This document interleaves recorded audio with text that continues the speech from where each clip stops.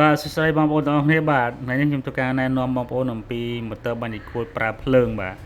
គឺប្រភេទ F50 ហើយនិងប្រភេទ F30 បាទខាងទូចនេះពណ៌បៃតងនេះគឺ F30 បាទហើយនិងពណ៌ខៀវនេះគឺ F50 បាទឥឡូវយើងមកមើលទាំងអស់គ្នា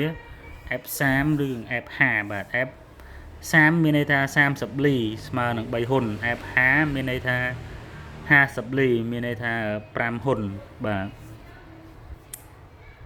អញ្ចឹងយើងមើលដៃគោលនៅនេះប្រភេទ3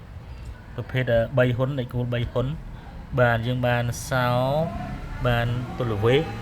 បាទនេះ motor បាទនេះប្រអប់វាបាទនេះប្រភេទ F30 បាទប្រភេទ3ហ៊ុនឬក៏30លីនឹងឯងបាទហើយយើងមើលអាធំនេះគឺ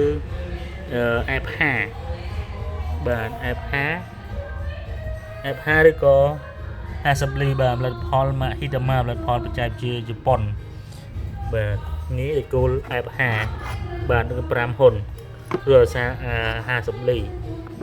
បាទនេះសោវាដែរបាទនេះសភៅនេះមានប្រអប់ដោយសារ motor នេះវាធ្ងន់បាទនេះរបៀបបាញ់ឯគោលបាទនេះកម្លាំងវា3800វ៉ាត់បាទភ្លើងយើង220ហ្នឹងយើងអាចប្រើឯគោលបានF15 រហូតដល់ F50 បាទ50មីលីម៉ែត្រហ្នឹងបាទនេះគឺប្រើភ្លើងបាទនេះប្រើភ្លើងបងប្អូនដូចភ្លើងហ្នឹងណាបាទនេះកម្លាំងខ្លាំងបាទនេះស៊េរីទៅបញ្ចេញថ្មីបាទគឺ brand Hitama បាទអញ្ចឹងបងប្អូនយើងចង់បាន motor បាញ់ឌីគូលប្រើភ្លើង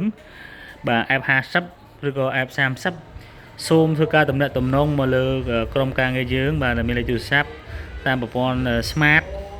គឺ015 71 98 98ព័ន្ធ Metfone គឺ067 71 98 98និងប្រព័ន្ធ Cellcard មាន085 78 78 94បាទអញ្ចឹងសូមបងប្អូនទាំងអស់គ្នាតាក់ទំនាក់ទំនងឬក៏ឆាតមកផ្ទាល់ក៏បានឬក៏ comment ក៏បានដែរក្រុមការងារយើងតាក់ទងនឹងបងប្អូនវិញបាទសូមអរគុណអ្នកទាំងអស់គ្នាដែលបានតាមដានទស្សនាការបង្ហាញខ្លីពី motor បាញ់ឯគោល F30 និង F50 ប្រើភ្លើងបាទសូមអរគុណ